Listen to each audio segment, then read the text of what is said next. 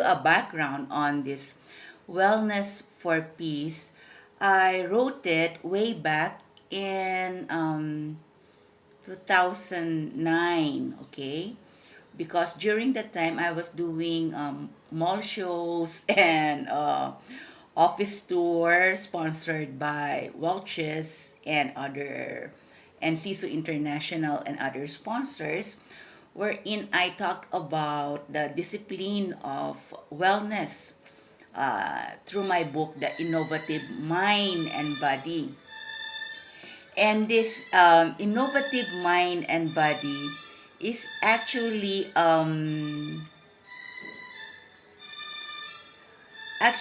it I wrote that when I survived from stroke. Okay, I had a stroke in 2007, and then survive, okay, eventually working in 2008. I was during the time that I had my stroke, I was really bedridden, and I did made a lot of decision to forego my production house. I used to produce stage plays and films and short films, and I also, with my director, I co-direct plays for children, value-oriented on environment. But I have to forego everything because I need to choose my health. And that was the advice of the doctor, and it worked. So I thought, okay, during my just to give you how terrible my stroke ordeal during that time is that I wasn't able to walk and talk for a month, and it took me 6 months to recover eventually, but not fully recover, but was able to go down the stairs and also to speak, at least, okay, back to where I was before.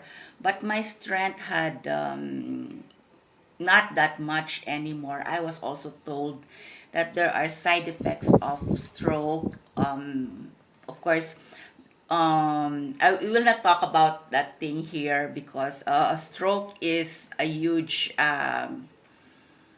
what's this? Don't get into it. But maybe one of these days I will have a video on how to um, how to recover from stroke and how not to have that, okay, using the wellness for peace discipline. So anyway, going back to my story. So when I survived the stroke, okay, since I lost everything except for my the loved ones I have in the house, but properties and everything, okay,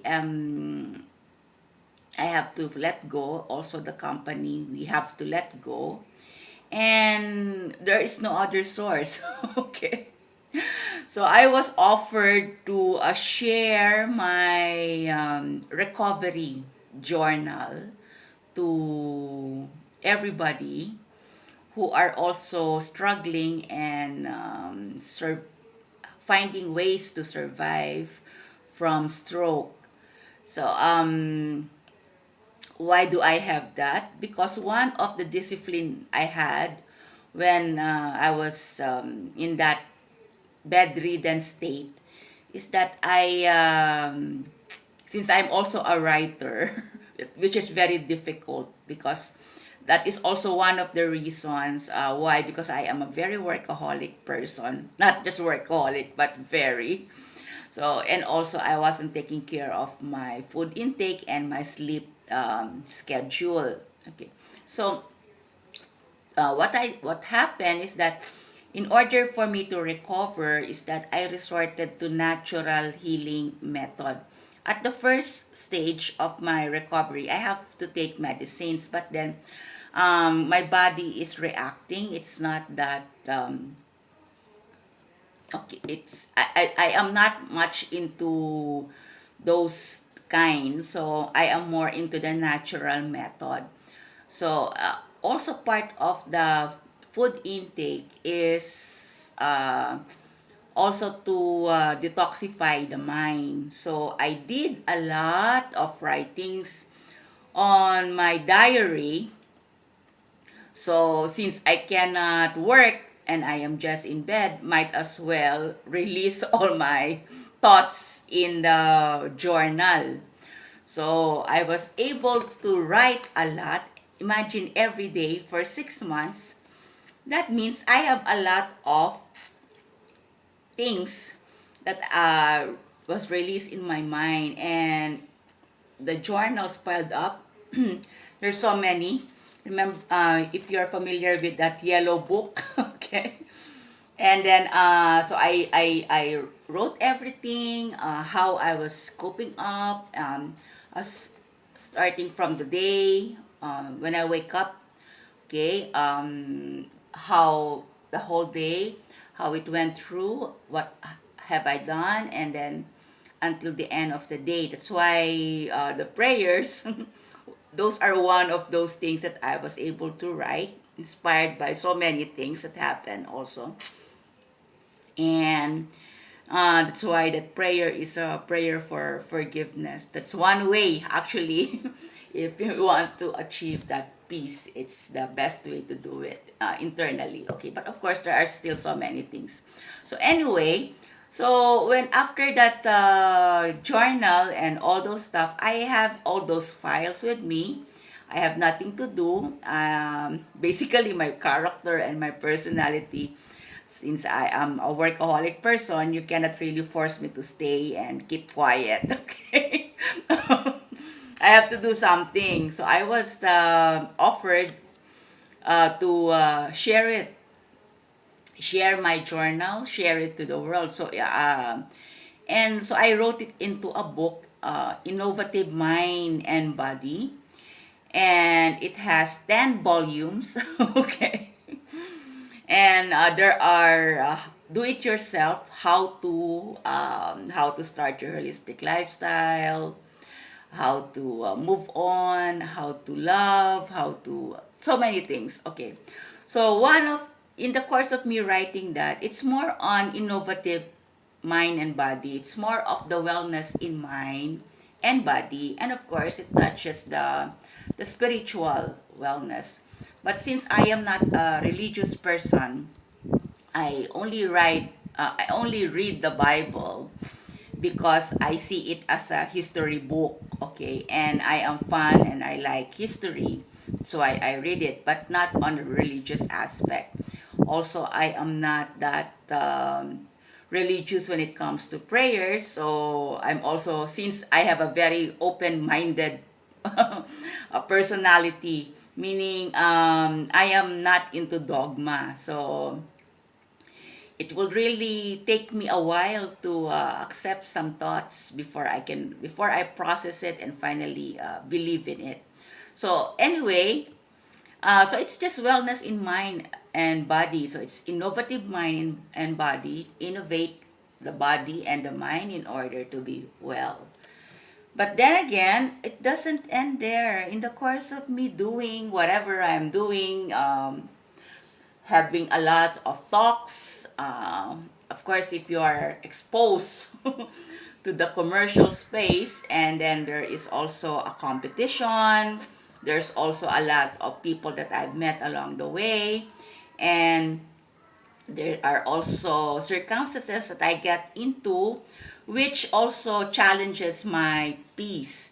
So I thought it was just a very relaxing job because I am just recuperating from the stroke. But then again, it became an advocacy after, because since the production that we have is an advocacy work. So we produce play, environmental for advocacy, okay, for the children, environment, and nature and women, okay, and the family as a whole. So um, in the course of me meeting a lot of people, then I realized being well in mind and body is not enough.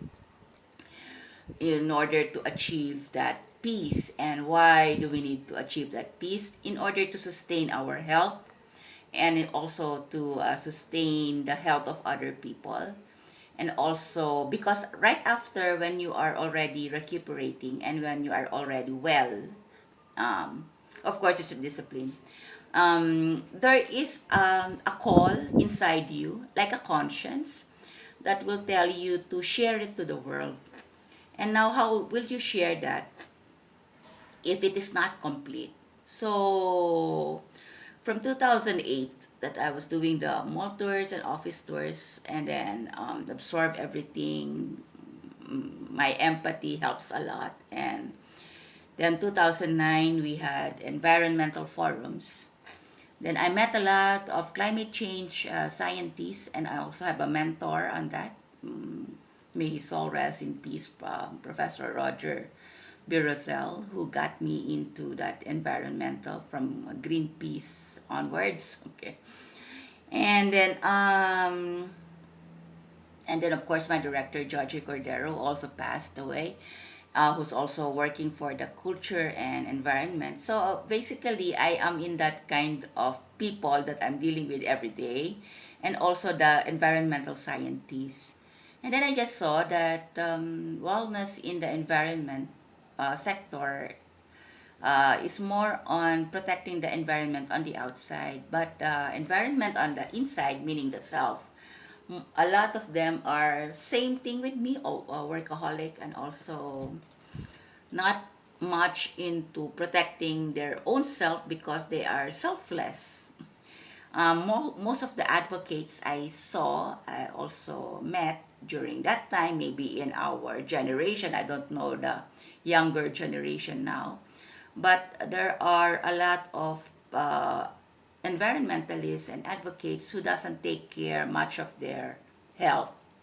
Um, that's what I saw during that time, 2009, 2010. So I was doing a TV shows already. I have two TV shows, FCOT and then Wellness Pilipinas Global News Network. Then I guested a lot of environmentalists, scientists, and at the FCAT, I guested also a lot of innovators. FCAT is Food Culture, Arts and Technology, which we will discuss in a separate video. So, as we go along, as we talk, my formula for wellness is not enough. It's just mind and body. So I put in the environment. Okay, the environment. So mind, body, and then environment. Okay, and then the spirit is just a prayer. Okay, so wellness in mind, body, spirit, and then environment. Okay. So in the environment, if you are living in the Philippines, then you will see that there are a lot of politics because the environment and the political issues are intertwined. You cannot detach one from the other. Maybe they are twins or born together by birth or whatever. But because there are political matters that needs to addressed upon in order to achieve the environmental justice as we want it to be. So how do I discipline that in such a way that we can still have that peace within, because working for justice would really take a long time. And in the course of us working for justice, how do we work for peace? Okay. Oh, daily. Okay, daily. Okay, I know justice in the end will give us the peace that we wanted, but what matters is, for me, is the day by day, so that we can survive and we will not die, because it happened to me. I've been working for the end point in the end, but in the process, I had stroke. So, might as well share to people how not to get stroke while we are working for our advocacies.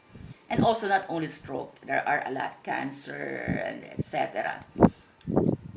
So this time, I put in the formula wellness in mind, body, and then environment. But the spirit is all still not that, how do you call that? Still not that harnessed, okay? Now, when I had the chance to, after wellness in mind, body, spirit, wellness in mind and body, and then environment. And then my father died in 2010. Okay. So I mourn. Okay. I have a very strong mind to the point that I just mourn after a month of his death. And I have to choose the place to mourn. So I choose, since I am very close to the sisters in the convent, and they invited me there to also mourn, okay, while I am in that stage. So I was there inside the convent and grieve for the loss of my father. And it was really, it affected me a lot because my parents are divorced, and my father, I didn't see him for 9 months, 9 years, 9 years, not just 9 months, and we were not close. So if you can imagine, we have issues. I have personal issues that were unresolved when he died, and then I missed him a lot. And I also have to settle those things that unfinished business in my mind, okay, not to them, but in my mind. So I stopped doing my TV shows, okay? I stopped doing my TV shows. Let forget about the life in the city in Manila, and also forget my partner, and decided to just concentrate on myself for healing. And then in the process of me being inside the convent, that's how I was able to um, harness, inculcate, cultivate, detoxify, and learn how to be well in spirit. So if of course you don't have to go to the convent to do that, but the thing is, being in a silent place close to nature will help a lot to achieve that wellness in spirit. Okay, so I have the wellness in mind, wellness in body. Now we have the wellness in environment, and then they have the wellness in spirit. Now the problem is now is the wellness in economics, okay? Because I've just realized, even though you have that mind, body, spirit, environment, even though we have that all that well, discipline and all, but we if we don't have that wellness in economics, or that financial wellness that they're calling it, is that we cannot still achieve that, or even achieve or sustain that peace within, and that it will be a problem to sustain it in sharing it for nation building. So in 2011, I think that's January, I drafted the whole formula. And since during that time, it is also, there is a turmoil globally, and there's also a call for climate actions as part of, well, politically there there are different sides to it, but in order for me to address the issue, I drafted this guideline, and it's called the Wellness for Peace. Initially, it was entitled Climate Change and Wellness for Peace. So I presented it to FEU, Far Eastern University, for their series of talks, and also at the UP Manila in, yeah, University of the Philippines in Manila. And then I submitted it to UN for the part of the peace education worldwide. So the formula is to achieve that peace is to make sure that to discipline ourselves in mind, body, spirit, environment, and economics. Okay, so much for that. It's I hope I was able to give you a glimpse of just the history of what is that. Okay, so what is wellness for peace? In wellness and environment, that there is the climate change, peace building, adaptation. Okay. And wellness in mind is to develop the personality at peace.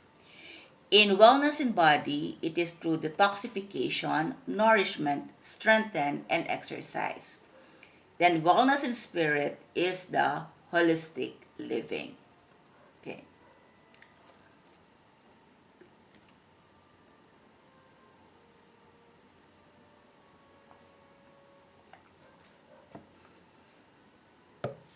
The wellness in economics is still under process, and I connected it already to the peace innovation, meaning from the peace that we have to achieve it and then to sustain the peace through the wellness in economics by innovating it in FCAT, food, culture, arts, and technology. But it's not yet here in the 2011 presentation. Okay.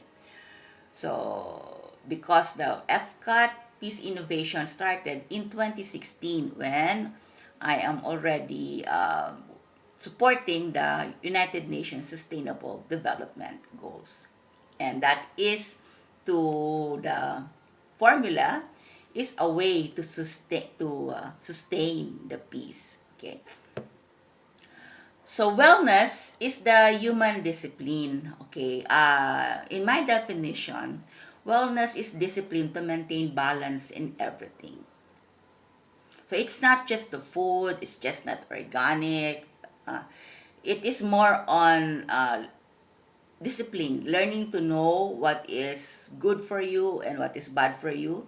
Good thing is, right now, we are aware of this already because we've been using this. We've been, maybe it's also, maybe I am, sometimes I will humble myself. Okay, I will brag. No, that maybe this contributed a lot because I've been writing and doing this since 2011 and promoting it, and we now have a wellness lifestyle. So wellness is not just choosing a certain path that you are already on your own in the mountain, or just a vegetarian, or just don't eat the meat anymore. Okay, there are people who are like that, and I respect that. But to my definition of wellness, it is more of discipline. When we intake something that is not good for the body, then we learn to detoxify. But we will not leave the area. Okay, we'll stay wherever we are as long as we can afford it, as long as our body can adapt to it. Let's say if you're working in the city, stay in the city. You don't have to go and live a life in the mountain, because I did that. Okay, tried to live in the shoreline in the sea. It's not a resort, it's just a barrio where I decided to live there for good. But people who are born to be city dwellers are not into it yet. Maybe not yet, because we have work to do in the city. We have things to accomplish. Maybe in time. So if your personal also if depends on the personality. So if your personality is more on the competition, wherever the work must be, which is and also the polluted area, you can still be there but practice wellness. So it's more of the discipline of the mind, body, spirit, environment, and economics. Then, in the process of us doing this Wellness for Peace, there is the Peace Vigil.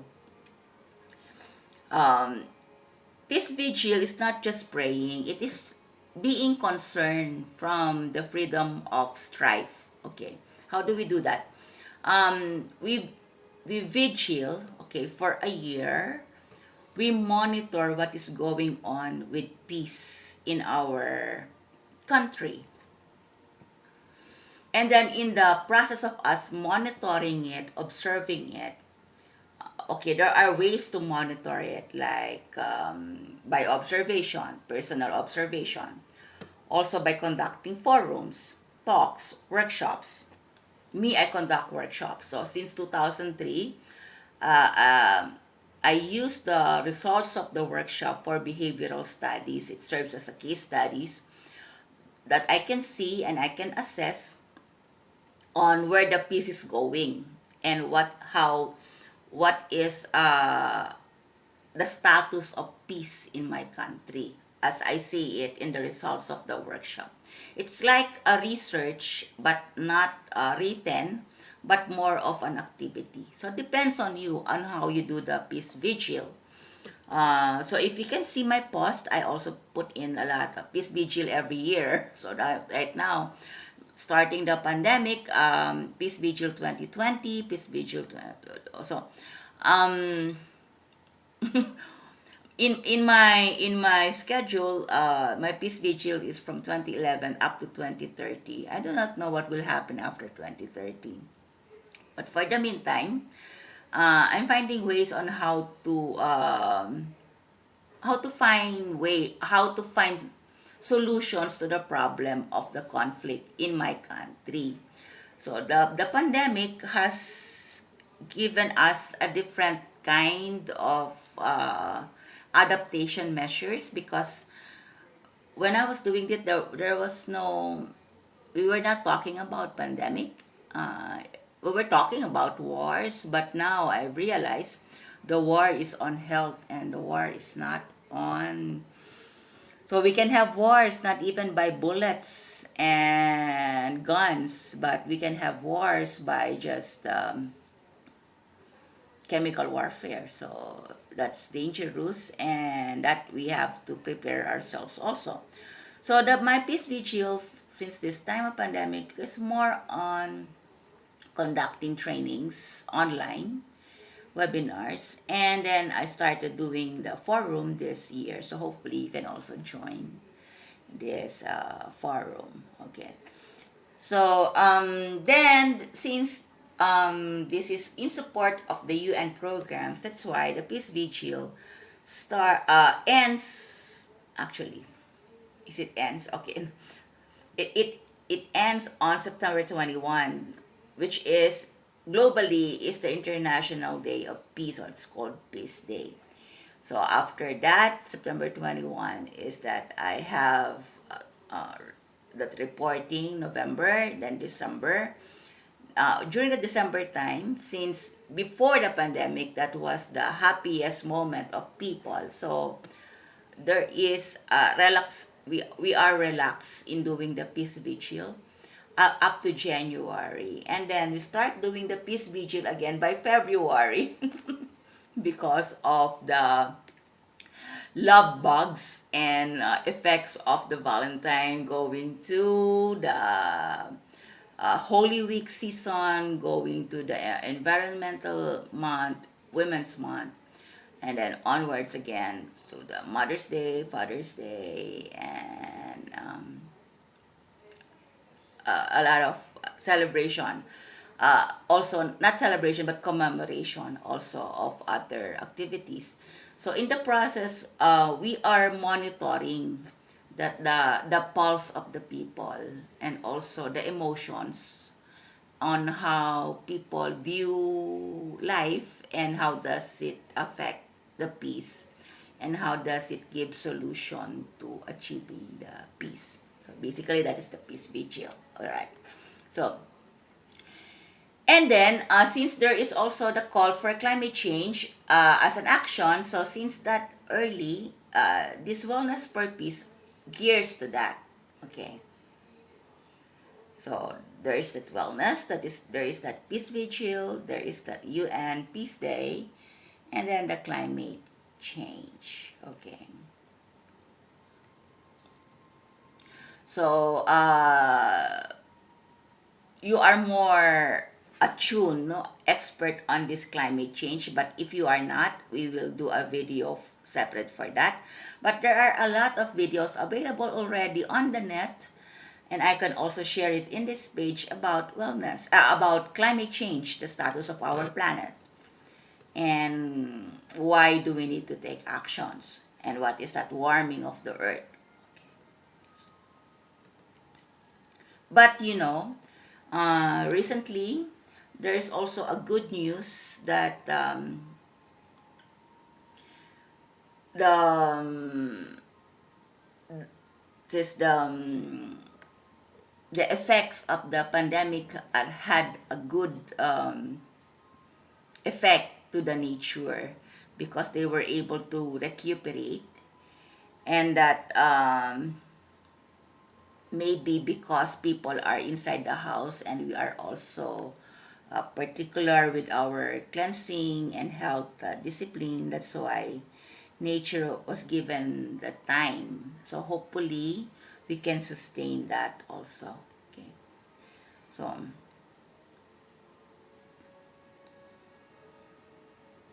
So why a need for peace vigil on wellness for peace to work for climate change, peace building, adaptation? Because of the burning fuels, which is detrimental to our nature. So the activities that contribute to greenhouse gas levels are burning fossil fuels, oil, gasoline, gas, and coal, industrial processes and mining, landfills, septic and sewer systems, agricultural practices including fertilizer and manure management, land use practices including deforestation, cutting of trees, etc., etc. And that's why there are extreme environmentalists who will really make the decision not to eat meat, but just to be a vegetarian or vegan, not just a, and because it will lessen the carbon footprint, and also to go organic, to just eat um, you don't need to process the food, or to transfer the food, or to transport the food just to get into one place, but just to build your own garden in your place. So these are part of the climate adaptation, okay, and it is part of the monitoring for peace vigil.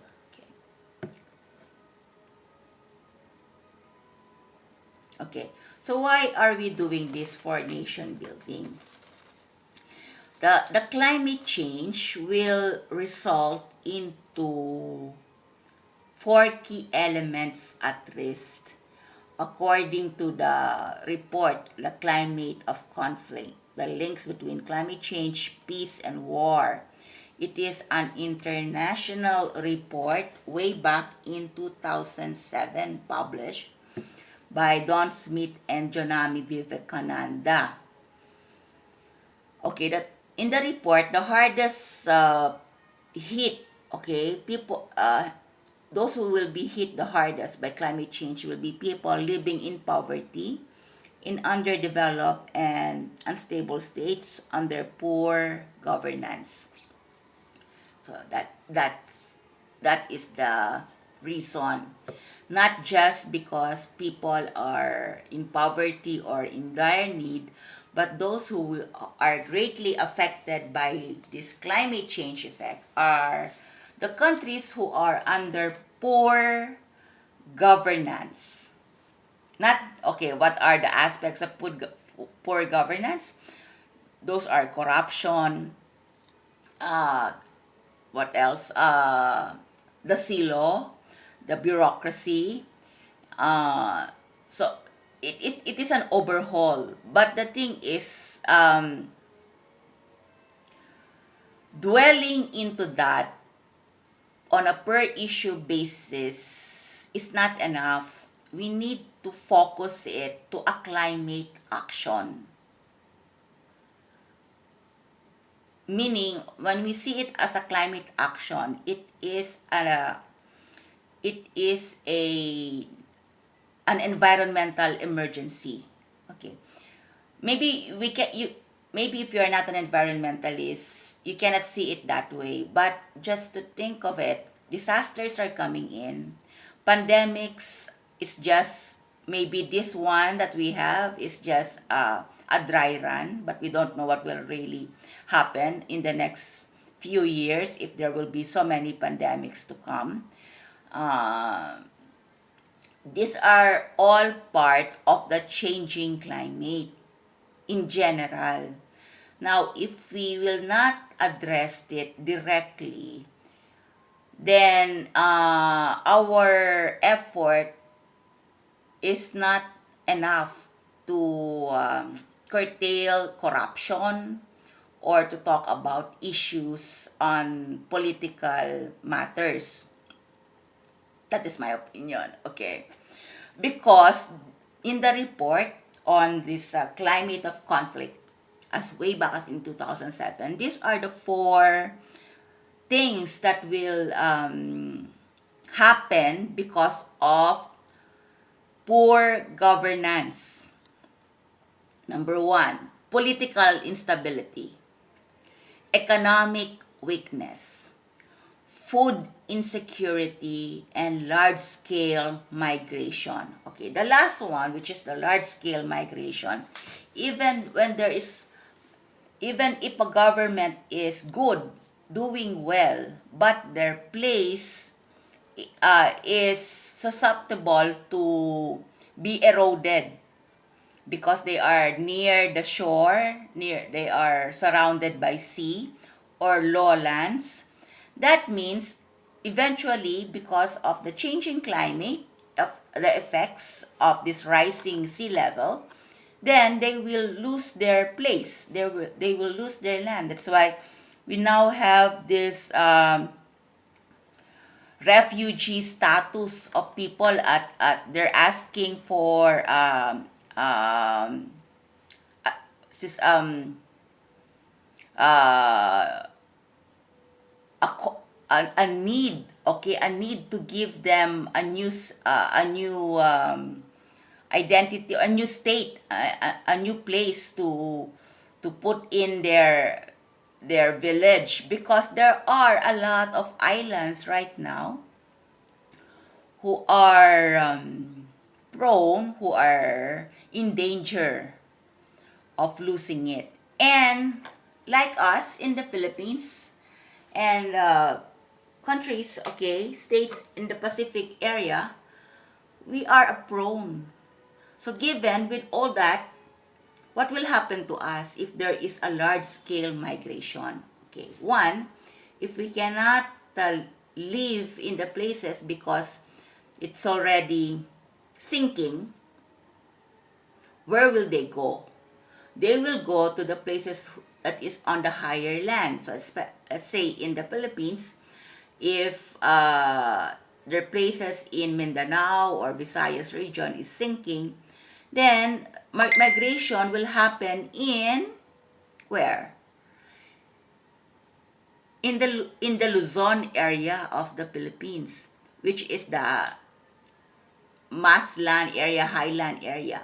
Now, what happens there is that we will have an if the supply is not enough, okay, there is overpopulation, and then the problem with water, the problem with housing, the problem of first they call it okay, at first, like when we experience a lot of typhoons like Odette, Yolanda, those things. Okay, good thing after one big typhoon, there is a time to recover. But what if there are disasters and disasters from then and again? Like this week, there is a disaster, there's a typhoon. And then next week, another typhoon again, and then another weak typhoon again, what will happen?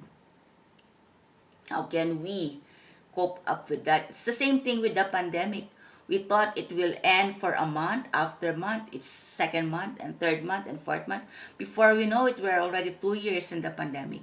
So what if the scientists are right and they have proofs that will really that is really telling us that there is a rising sea level that will result to this problem: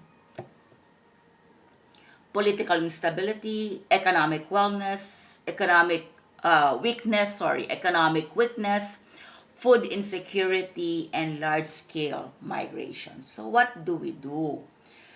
If that thing happens, then of course the peace is at stake. Have you seen a lot of what is happening when people are not eating anymore? In other countries, you can see the riots. You can see the anger of the people. They brought it in the streets. Okay, and we saw that during this pandemic. Even now,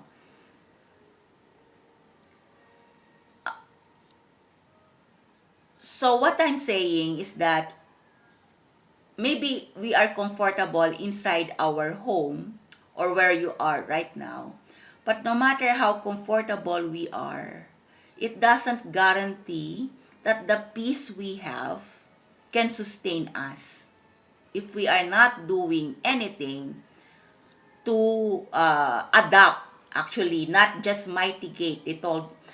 We were talking about mitigation of the climate change way back as early as 1980s. I remember when I got into Greenpeace through my professor.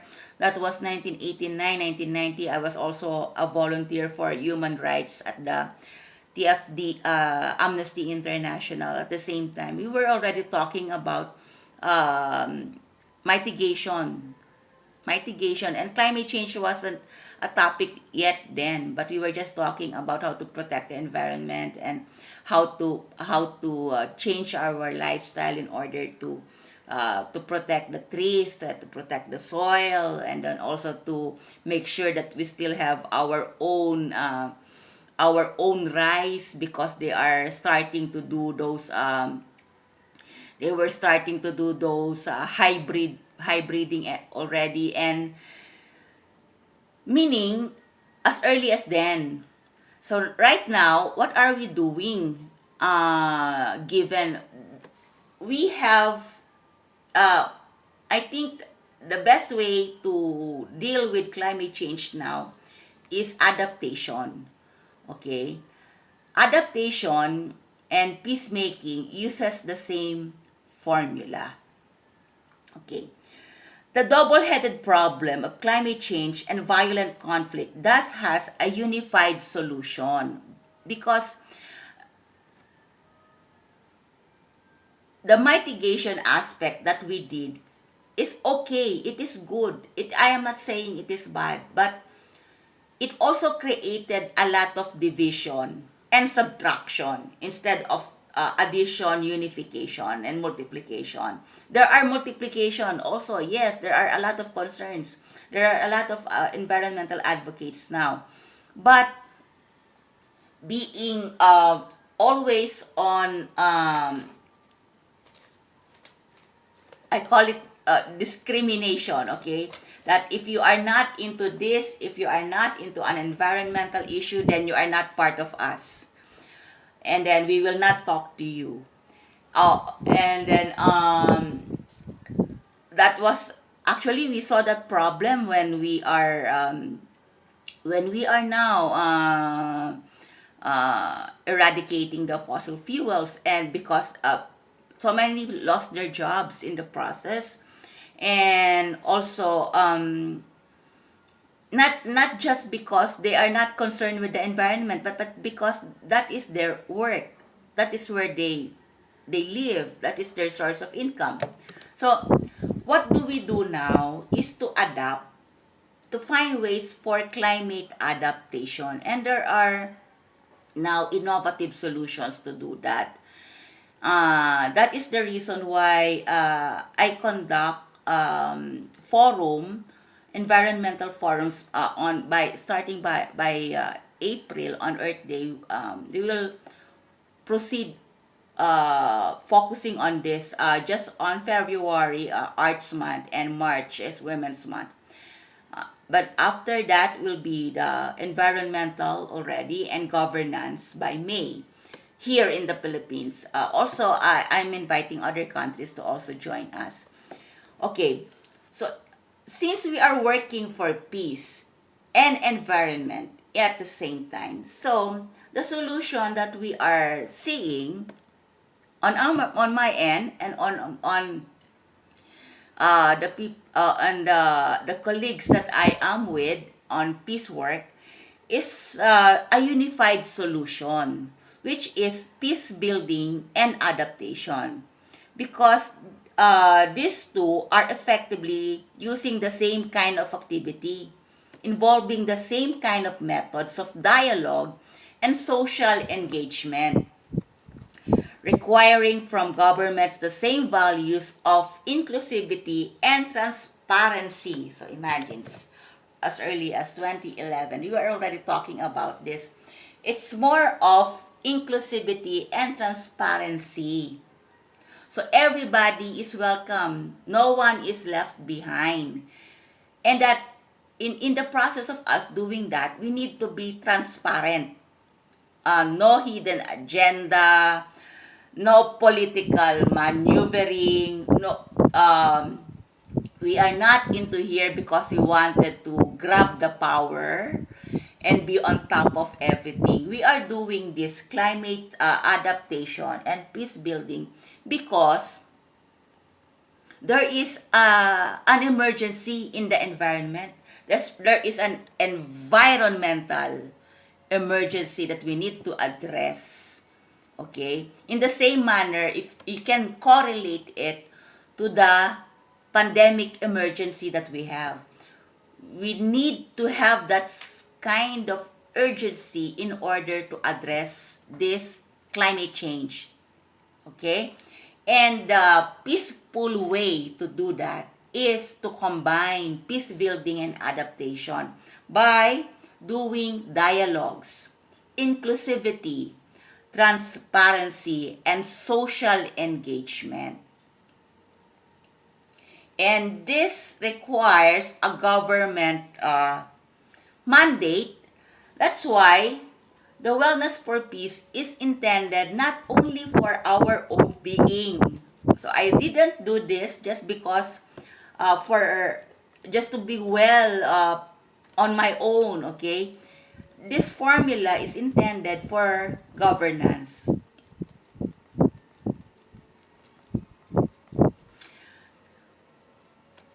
Because, okay, I will also address this to all the wellness practitioners, health advocates, and we need to get out of our zone, okay, that peaceful wellness zone, in order to contribute to the government policy making to hit the target and adapt to what is needed because the climate is changing. So when we push through for ending corruption and asking for transparency and integrity in the governance, we are doing it because we are addressing the needs of the climate change. And that we can do that peacefully through dialogue, social engagement, and inclusivity. That's why, if you can check my wall, even though you know where I belong, my background, I never endorse any candidate. I never mention anyone because everybody is welcome because we are all in this together. We are breathing the same air. And disasters will come and we are here to survive this political instability, large-scale migration, food insecurity, and sporadic conflict. Addressing that doesn't require your own political affiliation by that time. Remember, during the pandemic, we are all in this together, no matter what is your line. It doesn't matter at all. During disasters, we are all equal and one. we uh, we have to see it that way also. So whoever in the Philippine election, whoever wins, I will work with them in order for us to bring this to the agenda. Use the Wellness for Peace formula for nation building to address these needs for climate through peace building and adaptation. Okay. So peace building approach to climate change is engaging communities and energies in a social process to work out on how to adapt to climate change and how to handle conflicts as they arise so that they do not become violent.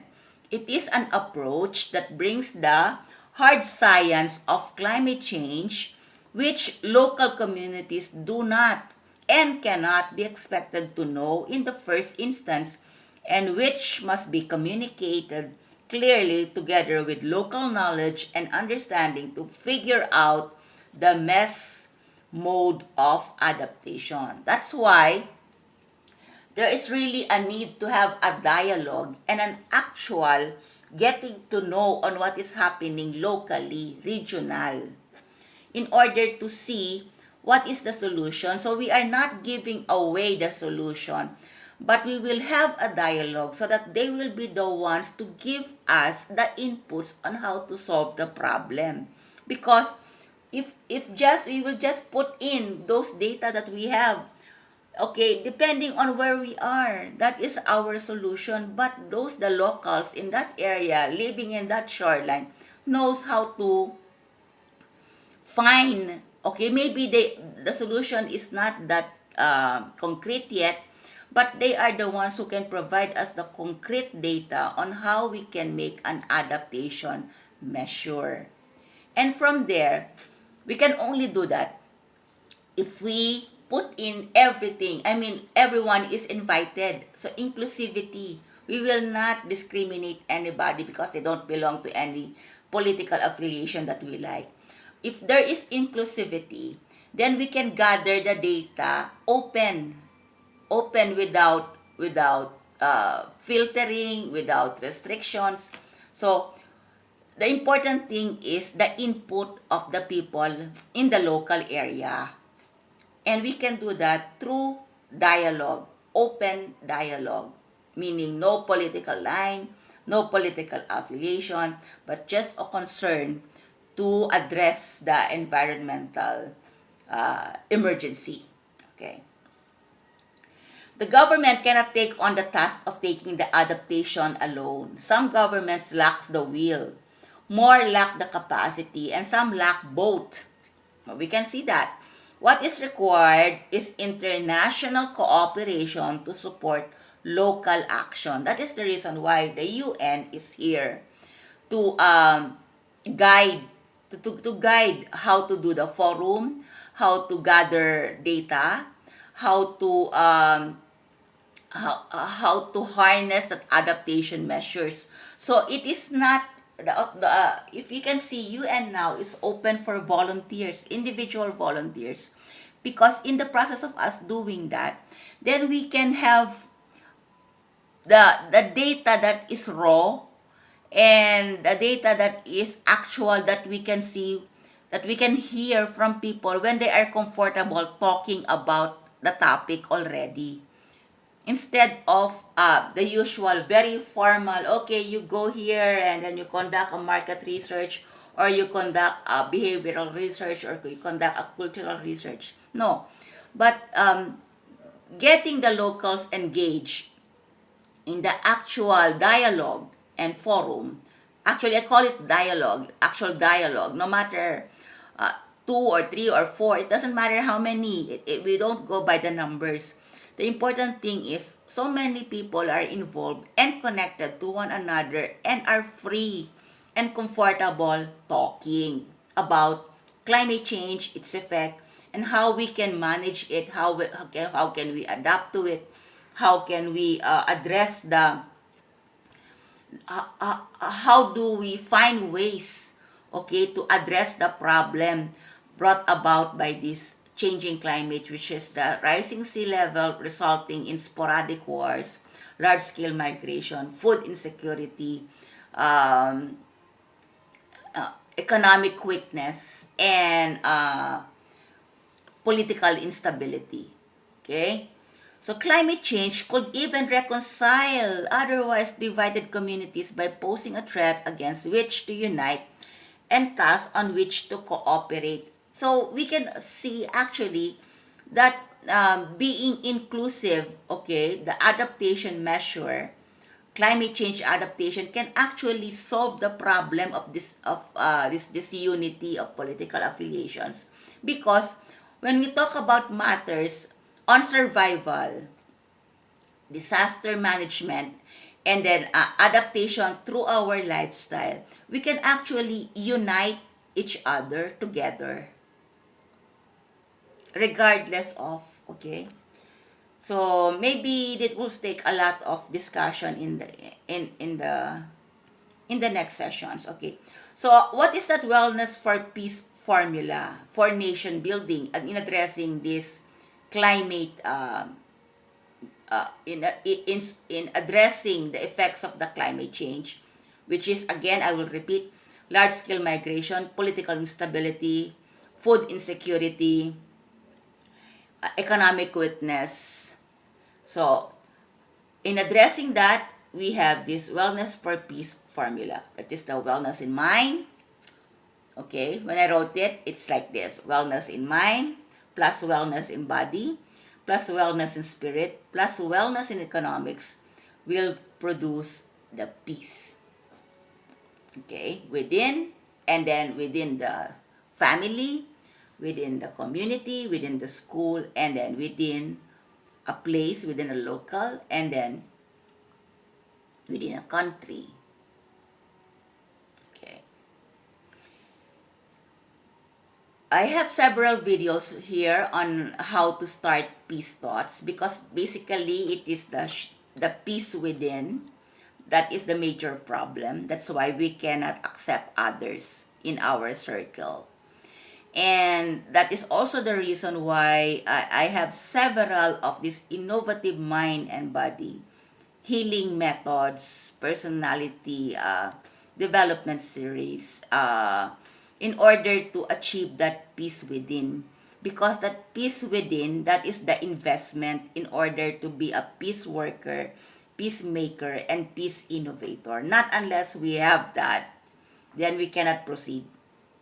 And we can proceed, but there is a chance to lose our own being, just go with the flow, or sacrifice ourselves and sacrifice our own health, because when we are not peaceful within, then it creates a lot of diseases, and one of these is cancer and stroke and other diseases. So it is very, very important to achieve that peace within so that we can keep ourselves healthy. And also, achieving that peace within will require a lot of discipline in mind, body, spirit, and environment. Detoxification of the mind, body, discipline. So there are a lot of ways to do that, and there are videos on that here in the page of the Wellness for Peace Education on Climate Change. Now, achieving that peace within in order to proceed with this whole formula of wellness for peace for nation building would require time. And even while we are also doing this work, okay, the peace work, there is also the process of achieving that peace within. So we don't need to wait for it, but there is just the conviction of achieving that peace within while we are working outside. Okay? And that we have to accept the fact. That fact, what is that fact? that the peace is not permanent. We always work hard on it. That means our peace within is not permanent. We always work hard on it. And that conflict, even to ourselves and to other people, is healthy because it is healthy, because it defines who we are. That means when we have conflict to other people, that means we are not one and the same. So we don't need to wait for the conflict to subside or for the conflict to end, because there are conflicts that are ongoing, but we have a task to do, which is the effects of the climate change. So the mantra is peace is not permanent. We always work hard on it. Conflict is healthy because it defines who we are. What matters is we settle our conflict without killing each other.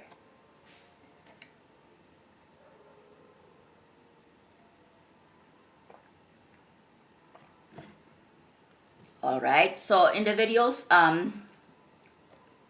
in this page, you can find how to start peace thoughts, to start with peace within, and how to work for justice, how to attain, how to have that moment of peace through prayers, and other guidelines on the book Innovative Mind and Body. Okay, you can check on that. Now we'll talk about the wellness in environment. So climate change, peace building, adaptation. So we have here the biological sequestration of carbon dioxide.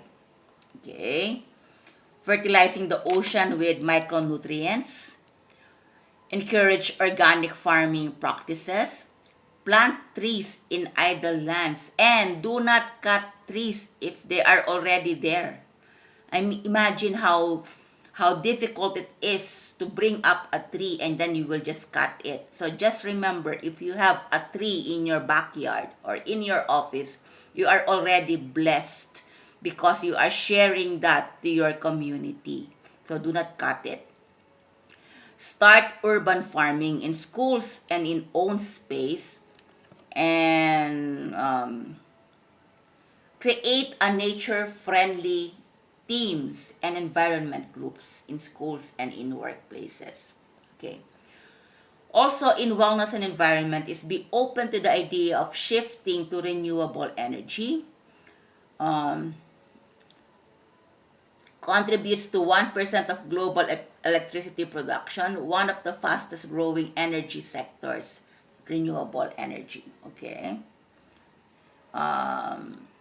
Then another one is in the environment, wellness and environment is be open to the idea of shifting to solar energy, solar electricity, solar thermal. Be open to the idea of shifting to hydroelectric power, small hydro projects, especially run-of-the-river hydroelectric generation without reservoir, offer the greatest potential for new climate-friendly capacity instead of large hydro projects. Okay. And then be open to the idea of shifting to ocean power, tidal power, wave power as a source of energy. Be open to biofuels, fast growing, but it's very controversial because two key questions remain unclear. Okay, more the foods being used for fuel. Okay, to harvest that. So this one, we can also discuss this again. And then under wellness in mind is to develop and promote the energy conservation habit anywhere, anytime, all the time. So how do we do that? As addressing the climate change problem, okay? Wellness in mind is to drive less by scheduling trips or joining carpool. Greening of homes for better insulation.